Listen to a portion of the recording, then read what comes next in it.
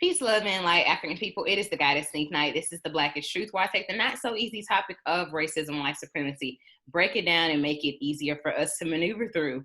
Today, we have yet another great guest. Today, we will be learning about cryptocurrency, stocks, financial literacy from this king right here, M'Bwebe Ishangi. And how are you doing, King? I'm good, sister. Greetings, greetings. Appreciate you having me. No problem at all. Thank you for being here. I just want to briefly introduce how I found you. You were someone that were following an Instagram page. And I think a lot of times my audience kind of doesn't really think that I follow. I like look at people that follow me. So a lot of times I'll have kind of like a day where I binge everyone's profile just to get an idea of who people are, what their norms are, who's really tuning in. And I don't know, just because it's a social media age, kind of creepish, just a little bit. Yeah. You gotta, no doubt. Right. So while I was creeping on the King's page, I saw what business he had, and I was like, oh, I think this is awesome. And I just kept looking into it further, and then I reached out, and now we are here over the course of a month. So go ahead and introduce yourself. Just let us know who you are. How did you start? What's your business? Okay. Again, my name is M'Bwebe Ishangi. It's a pleasure to be on this platform with you, especially because I echo the same sentiments of having a message that's specifically to our people. There's not enough of that out there. And it's not, I just think it's important that we try to hone in on ourselves because we're the only ones going to help us, right? So in general, I wear several hats. My background, well, first of all, I'm a lover of African history. I've been writing since 1993. I started a magazine in 1993 called the Ghetto Times Magazine. We're in our 27th year. I've written 6 books, and I want to do something more than the writing. It's one thing to have information to air to your people, but we needed some tangible liquidation of that knowledge and awareness. So what can we put our hands on to get us in the mode of being able to be, self-determined, and do for ourselves. And that kind of led me into, I worked for the NBA, the National Basketball Association, for 12 years as a brand identity marketer. And so I learned all about the tools and trades of what it is like to brand and promote and things of that nature. And I just applied those same skills to what I was doing with my works. But then I was like, again, it was that void of, what can we do financially? What is it that is, why are we in a situation where culturally we're rich, but economically we're not? And we're always talking about when we rise as a people. Well, we've done that, and I didn't want to be part of that next generation that is echoing the same sentiments without anything to air to our children other than, again, books. So March 13, 2017, I was abruptly fired from my job at the National Basketball Association. Oh, wow. Not because of my work ethic, but basically because of my social media posts, my pages. And they were, again, Pan-African-centered or African-centered. And they obviously felt it didn't fit their brand. And, I was immediately kicked off the corporate plantation. Whereas most people would say, hey, you should fight for your job because that's you could file with the EEOC. Well, I've been doing trips to Costa Rica. I have a property and also a business in Costa Rica that I came back with the sentiments in my mind anyway that, my time is almost up. And I was hoping to do it on my own terms, but, the ancestors got a way of working with you. And so when I came back a week later, I was fired from my job. But instead of fighting for the job, I figured, what I should be doing is stepping out into what I'm supposed to be doing. So the question I always ask people, especially with my clients, is what would you do if you showed up on a Monday and you were immediately let go? What would be the first thing you think about? The first thing you think about is your finances, right? How am I going to be able to pay my bills? How am I going to be able to, where I'm going to get my money source now, right? Mm-hmm. And that was what I went through. And immediately I remembered I had a 401k that I've been using, and I've been dumping money into, and that was the first source I went to. Long story short, I met with my broker. He happened to be also an alum from the same universities. I went to the University of Pittsburgh, and he started divulging information to me that he normally doesn't do. He started telling me about the cyclical system of recessions and how they happen every 10 to 12 years, which we're kind of in right now, and how that affects your money. And then also in the process of me wanting to pull money out of my 401k, because you do get taxed up to 5 times if you're under 59 and a half, that I realized I was going to get taxed, but I also realized that I needed the money. So when it came time for me to apply, I had to put in my basically was my occupation. I said, well, I can't put down that I don't have a job. So he said, you're right. This is where it changed for me. He said, put down that you live off your savings and investments. And when he said that to me, my mind just exploded, because I never thought that a person could just say, I live off my savings and investments. That changed the whole paradigm about how I saw and thought about money. And from then on, I started looking into financial literacy. I started doing the DIY era, looking up the videos, reading the books, and understanding that there are practices that rich people have done, and that educational systems and banking systems will not share to the average person, because if you were empowered, you'd have no use for them. Mm-hmm. So that got me to understanding the whole concept of what financial literacy is, which is taboo in our community. We don't want to talk about money. If we do talk about money, it's ending up usually in a fight because homeboy, owed me $20 from 3 years ago. So we end up scrapping over something, that has nothing to do with anything. Right. So for me, it was really about understanding the principles of financial literacy and applying that. And again, with the motive of living off your savings and investments. I could go on and on, but if you want to cut in, that's cool. But it's a long thread, but Yeah, you could tell us the beginning of your actual business that you're doing right now. What exactly did you plan to incorporate into the membership? Okay, so when I started, I've always been an advocate of trying to network with our people and wake us up, so to speak, right? Have that conversation, doing something different, again, self-determined. And when I learned about finances, the first thing I was exposed to was cryptocurrency. Now, I'm not going to sit here and parade about how great cryptocurrency is, because right now it's being regulated. You really can't do nothing much with it. So I'm not really promoting that as such, but I started out that way. I started out as Cryptowoke. And I was, got so in depth about learning about cryptocurrency. I learned about blockchain technology. I learned about how to build rigs and do your own mining. I was mining Ethereum. So I knew I pretty much jumped in head first on understanding the whole process of creating digital currency. But again, with the regulations, with the US regulations, it's kind of slowed the pace of the adoption around the country and especially around the world. So it's more of a long-term, I would say, investment. But what I also realized is, okay, I need money now. So what practices can I do right now? So that's why I started reading books about, financial literacy and then just putting things together. I studied the nature of banks and the relationship between us and banks, and how historically people of African descent, United States, have been deprived simply because of our color and nothing more than that. So we get the highest, interest rates.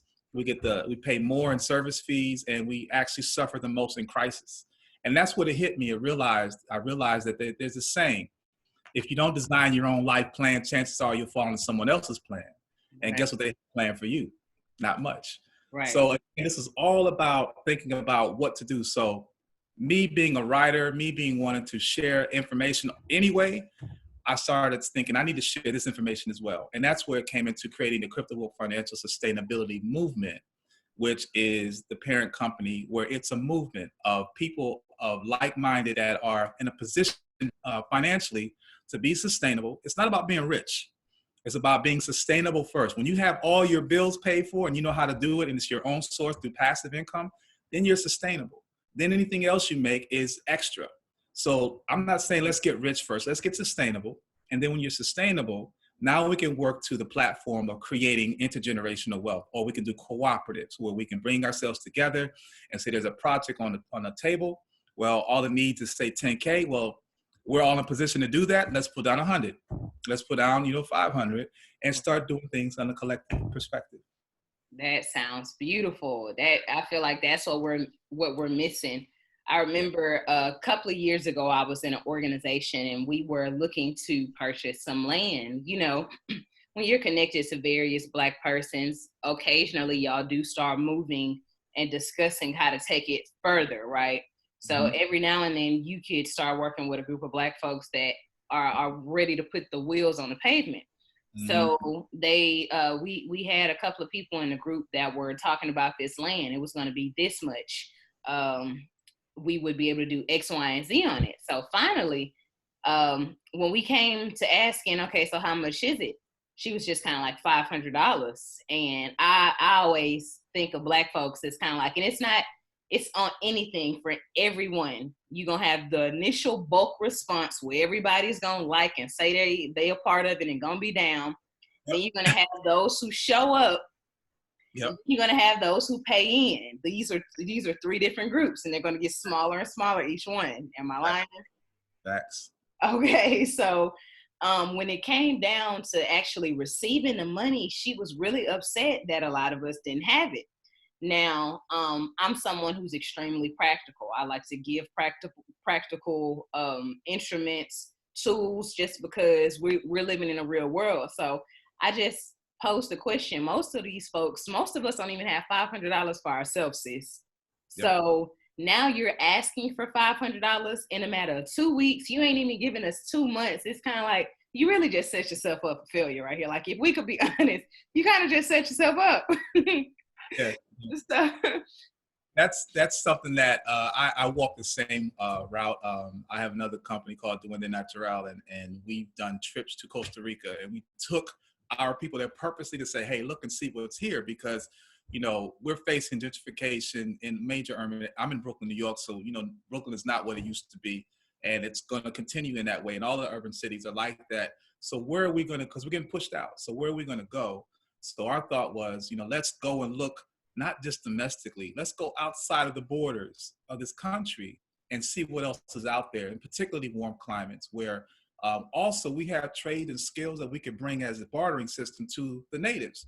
And so when we went to Costa Rica, we've been going since 2012, taking groups there, and we'd have land opportunities because the locals are like, look, all these foreigners are coming here and taking the money, taking the land from us, and we'd rather keep it in the family. We can't keep it in our bloodline. We want to keep it in our family. And they were willing to sell that land to us.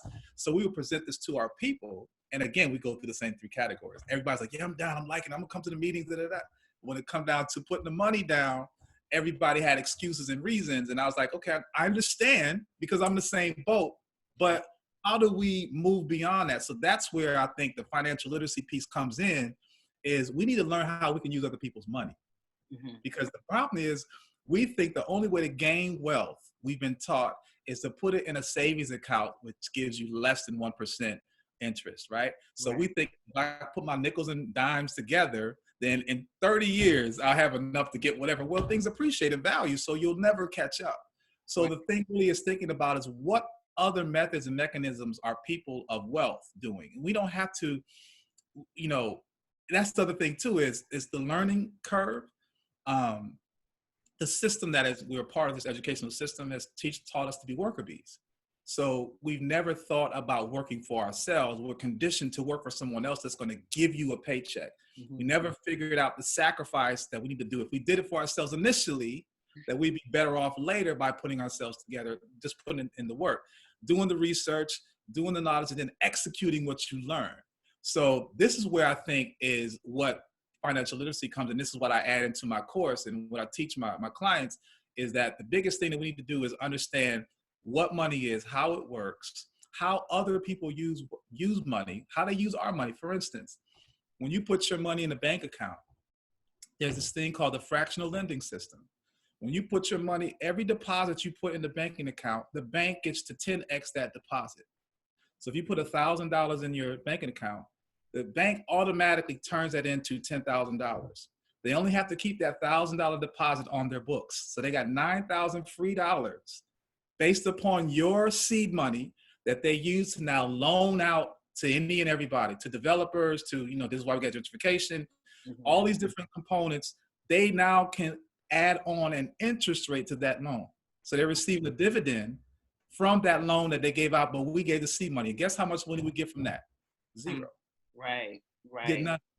So the difference is how do we then switch the way we think into becoming banks? We can do the very same thing they're doing, maybe not on a larger scale initially, but we can do the same practices. And as you implement those practices, they compound in growth over the years. And when you get to that point, now we can start bringing in the ideology philosophies of Marcus Garvey, where I think he's the only one that's really put out a platform where finances was locked in on ourself, defining ourselves. So if we was to bring in that financial component, not saying give me a tithe, donate $20, no, get your credit right, get your profile right, learn how to leverage and use that money and spend other people's money to get the things you need. Now that you're sustainable, now we're in a position where we can scale. Now I can help my sister, I can help my immediate cousins, immediate family. Now let's help the neighborhood. The one thing I talk about when it comes to the banking industry is, I think, when they say you point the finger at somebody, got 3 point right back at you, right, is that we are actually co-conspirators unknowingly of our gentrification. Because again, when we put money in those banks are in our neighborhoods. And those banks 10x that, and they're the ones that brings in the developers from outside of our communities to take it over. Right. So it's kind of like Brooklyn, they can have it. They can have Brooklyn, but we can supplant ourselves and go anywhere. Right. We have the capability, especially if we use the cooperative model of doing for self, learning how to cultivate the land, trap water, get into glamping, or getting into shipping cart containers, homes and small homes, and growing gardens and monetizing the land. Because that's the other thing. It's not about having a portfolio of all this money. You need to turn it into something tangible, something I can put my hands on. And the best thing that you can buy that is it appreciates in value is land. So again, that brings us back to that conversation of, if we get ourselves in a situation where everybody's right, then that person that's asking for $500, we can give you $1,000. Right. So let me ask you, with that being said, because one of the things, I was actually just speaking to a brother this morning on being able to introduce teaching for military weaponry and arms. Mm-hmm. So many of us, we know we should be trained in arms, but we just kind of like don't know where to start. We don't even have the extra money for the things that we do need in life. So then figuring out how we're going to get even extra money to buy some of these things can become overwhelming. So like as me and this brother this morning, we're talking about what can we bring to the Blackest Truth membership that people can hold on to. One of the things that I'm truly, truly passionate about is, like you said, tangibles, practicality, taking people from one area of their life to the next area of their life. Like, I can't really say all of these things about melanin if I can't validate it about melanin. If I say we can float and we can glow in the dark, I gotta be able to have somebody that's glowing in the dark because they have melanin. If I can't show you that, I'm not gonna say melanin can make us glow in the dark. Right. So, I know I'm kind of exaggerating. Facts. But what I'm getting at is the membership. One of the reasons why I'm passionate about it is because I want Black people to be able to see a transformation in their life. So from learning about money and investments, from learning about credit, from learning about self-healing, just from being able to watch people interact socially. We have like a cooking show that we're about to bring out, as far as a brother who does his own cooking and getting all of that behind the scenes wrapped up. What exactly could someone, let's just say we have 3 people in the membership who are 3 people that are interested in going off and buying their own land, and are saying, this is a whole life that I see for myself. I see me commuting to a place with a group of like-minded individuals. Would what you're bringing to the membership, would it be able to take somebody in the very beginning who don't know nothing about a land, what a land bought, if they need to go on Google or Craigslist? Yeah. Could you take somebody from there on up? Absolutely could. And the reason why I say it is because before, as I mentioned before, we were just going out and outright buying land. That was the key thing that was missing, was the financial literacy piece. So in the course that I teach, one of the first things I ask you is, your goals. What are some things you want to own? What are things you'd like to have? Beyond the usual, I want to have a nice car, a nice house. Think big. Would you like to own an island? Would you like to own a yacht? Things of that nature. And it's okay to think big, because now you can start to figure, okay, once you put these things and implement these things into place, it can actually happen. So the stages I would take them through, again, is to get them to a point where personally their credit is good, their debt is managed, because debt's never paid off. So their debt is managed, and they're in a position where they have a cash flow that allows them to fire their boss if they want to. And interestingly enough, you know, if you do have a job, right? If you do have a job, you gotta give them 2 weeks notice, but they could fire you on the spot, right? Don't So do it. Don't do it. right. So we want to empower them to a position, because at the crux of everything in this capitalistic world we live in is finances. So we need to deal with that piece first before we can do anything, because now there's no excuse. If your portfolio is looking stellar, or even to a point where you can afford to invest in something, then there's no excuse for you to say, you don't want to do this, especially when you get with like-minded people that understand the importance of creating intentional communities.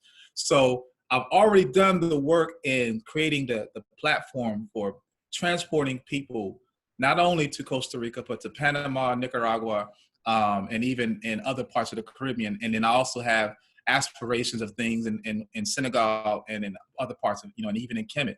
I'm working on a part of an excavation project with Anthony Browder. We're doing excavation of Egyptian tombs, Kemetic, 2,000-year-old, 20,000-year-old tombs that we are excavating and bringing, not 20,000, 2,000. But bottom line is that we're reclaiming globally, and it requires finances, right? First, you got to take the trip, and then you got to be able to not only pay for the trip, you got to pay for your bills while you're gone, all these types of things. So if you get yourself in a position where you know how to manage your expenses, and then you also have compounded interest on the investments you have that are coming in, so I'm paying myself. My money is employed. I'm not employed and working for my money. My money works for me, and I've learned how to do this, and you can learn it through the Cryptowoke Financial Sustainability Movement class, is that you're in a position to then say, hey, not only am I going to buy land for myself, I could buy land for 70. I can start thinking 70 years into the future, because this is what rich folk do. They think 70 years into the future. You wonder how people have bar mitzvah money? Is because they put money away in a certain situation that allows it to compound an interest, not putting $10 in their savings account and hoping that it'll just blow up into something they can retire on, or hoping that a 401k will be enough for you to survive on, when we know the 401k is attached to the market, and when the market is bad, so is your money tanking. A lot of people lost money in this last month because of this plague. So we can't put our monies, our retirement monies, our precious monies that we'll need when we're no longer employable. And that's the other thing I want to say. I know I'm running a lot, but this thing I learned from my job when I got laid off. No employer is obligated to pay you for the rest of your life. One day, you're either going to get laid off or fired and hopefully retire. But in either situation, there's an expiration date of them giving you money, which you then use to pay for your expenses. Right. So if you're in your 50s or 60s, or if you're 65 and you get laid off or fired, or because tenure doesn't matter anymore. It doesn't matter how much tenure you have. If you get laid off and you don't have ability to pay for your bills, where are you going to pull that money from? The 401k you thought was going to be there for you? Well, it's getting this tank because of the market. So where are you going to get this money from? And this is why people have debt compounded upon debt, because we don't understand how to build our money and employ it. So I've learned ways to do it. I'm a walking, I won't say guinea pig, because I'm not a pig, but I'm the best kind of, you're a walking example. Yes, exactly. These things into place, and I'm not deviating from the plan. I'm not going to add something or take away something. Follow the same plan that rich folk do, and you will be in that same position. And that's what I implore with anybody that works with me, is if we do these type of things, in a few years, if not less, we could be in a position where, hey, I got land in various parts around the country, and I can go to any of these places in case stuff go crazy here. I need to leave. Where can I go? You know what I mean? So it really is about having these things in place, because the world is changing. It's more global than ever. And we have skill sets that a lot of our people in other areas would relish on. And in turn, they could teach us the old ways we forgot, using about medicinal herbs and how to cultivate land and things of that nature. So there's an even trade there. And I've been blessed to have some beautiful partners that I work with that we've had that set up. So yeah, I could definitely take someone, to answer your question long-winded, I could definitely take someone from that position of wanting to buy land and actually doing it. Right. Beautiful, beautiful. I love to hear it. So family, just to let you all know what exactly are we talking about. as you all know, or as I hope you all would know if you're a new subscriber, hey, if not, then you should have already heard about TBT Gang. This is our private membership because I want to focus more on what I teach and just focus on the science and bringing you all content about that. I was trying to figure out how to create a niche or a network of people that all have a passion that they can give 100% to. And from there, it was really trying to figure out how to bring it all to one place. Because the reality is although we do talk about racism, white supremacy, we know it exists. It's not something that can just be dismantled in a day. We're talking about a monstrous system that needs some real organization and strategy applied to it if we're going to be effective. So in the midst of all of that, what can we do? And this is what I'm passionate about with TBT Gang. I want to connect the right people that can help us get our finances together, that can help us get our psychology together, that can help us get the frustrations. Even reaching out to a queen who does some work out in the UK. I really love what she does. She focuses on holistic health. If you've been through traumatic experiences, what can you incorporate socially on a weekly basis to help you deal with that? And I think that's important. Working with someone to help us grow our own gardens and learn about compost. All of these are crucial pieces of the puzzle in order to create the lifestyle, like where we currently are versus who we need to become, is what I'm trying to accomplish with TBT Gang. So not only having you, Brother Ishangi, and having you bring your talent, but also scouting and vetting for more people to bring their talent. So this could just be a huge network that we can access. We can learn African language. If you want to learn Swahili one day, Yoruba the next day, Wolof the next day, you can learn it here. If you want to learn about financial literacy and learn about land today and learn about stocks tomorrow, this is that membership that you want to tune into. So one, I appreciate you, brother, for seeing the vision.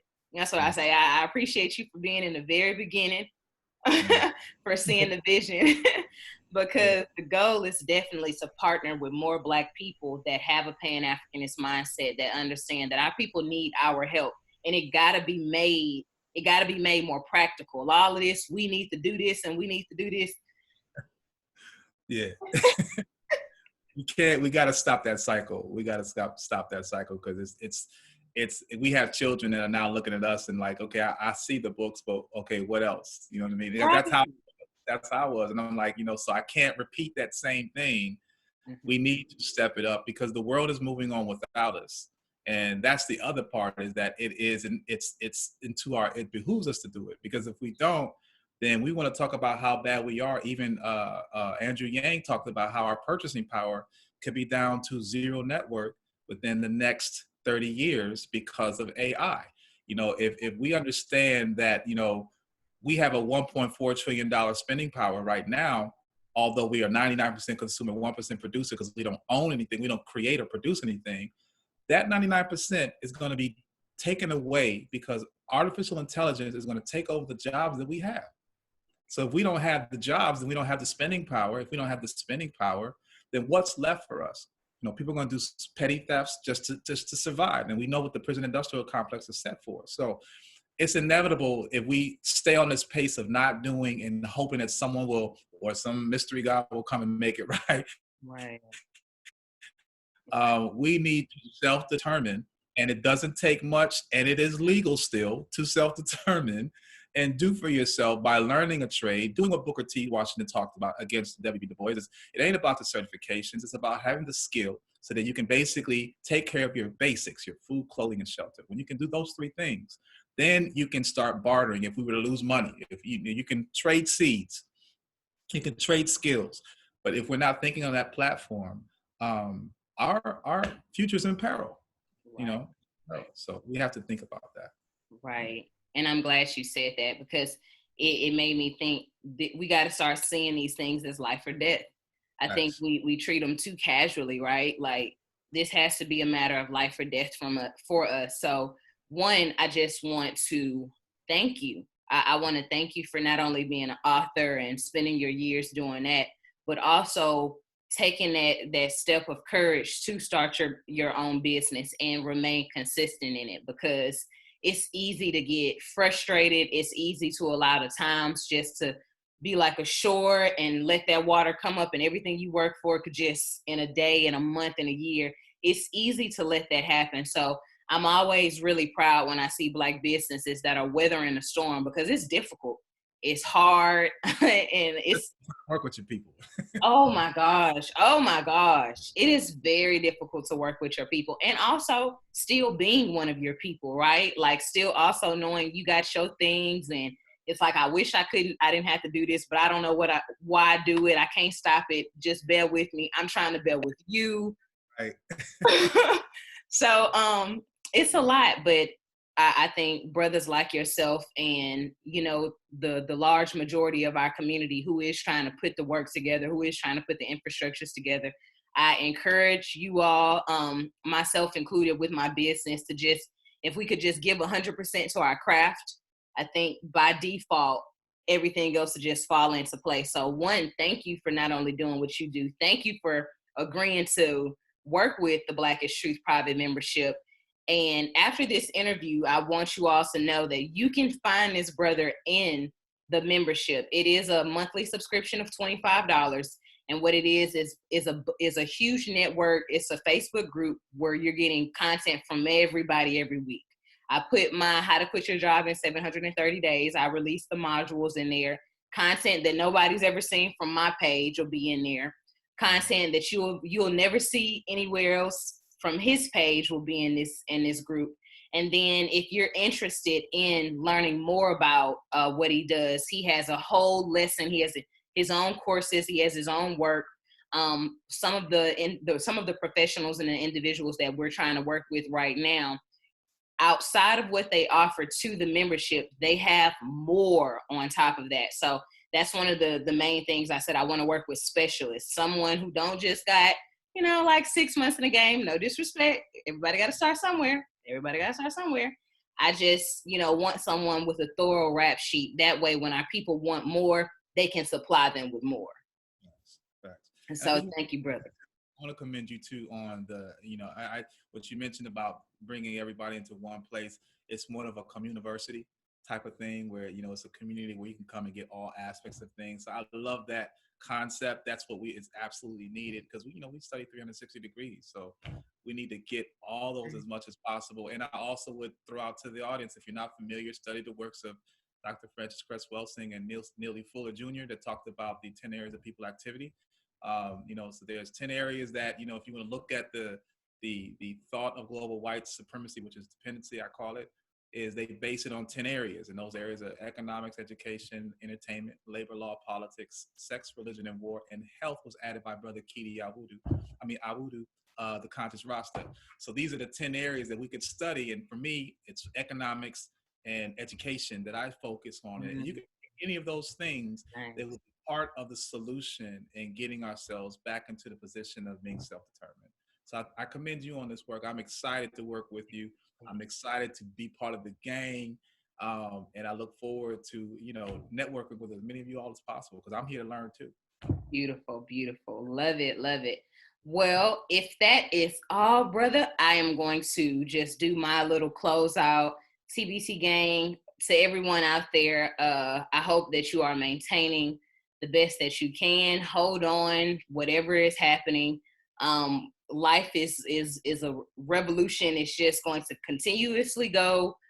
We've been through harder. That's one thing I always like to say. We've been through harder. So it's truly nothing that we can't sustain and withstand. So I wish you all the best of luck out there. Please physically distance and make sure you're remaining safe and not doing too much touching of things. Wash your hands and eat whatever is growing from this earth. Eat and consume whatever comes from this earth. Brother, could you close us out if you don't mind? Absolutely. I just want to add to that the eating thing is, eating natural foods is, especially now more than ever. But I just wanted to also just, tell folks, as you mentioned, we've been through this, we've been through worse. The focus is really about persevering. We have a survival instinct in us anyway, and we're very creative. So It's about trying to put yourself in a pocket of positive people and getting a dose of that. It's okay to get some of that negative stuff, but, you know, balance it out, because, you know, we're going through that cabin fever, all this kind of stuff. But the bottom line is projecting, where do you see yourself even 3 months from now, or a month from now, 6 years from now? Start getting in the habit of that. And I use the 5-hour rule as the way I do it. This is what the rich folk do. They use 5 hours to dedicate themselves into something they want to specialize in and learn about. For me, it's financial literacy. So I spend a minimum of 5 hours a week. Now it's about more 100. But the bottom line is, if you want to be a master of something, you need 10,000 hours, right? So if you want to learn how to be a good gardener, start out with 5 hours a week. Go on YouTube, look up some videos, learn how to, I learned how to grow microgreens. So I'm growing microgreens because I realized, well, what happens if the store shut down? Where am I going to get food to feed my family? Right, So right. it's those practical things. We have this time on our hands. Spend a little bit of that time educating yourselves and elevating yourselves and challenging yourselves, because our ancestors are depending on that, and our future youth are waiting for us to create a platform for them. So I give thanks for the time. And again, I'm excited to work with you all. Beautiful, beautiful. Thank you, brother. Thank you. Well, if that is all, thank you to everyone who is currently watching and is going to go off to watch. I appreciate y'all for thugging it out with us. It is the Goddess Sneak Night. This is the Blackest Truth. Until next time, family. See y'all. Yes.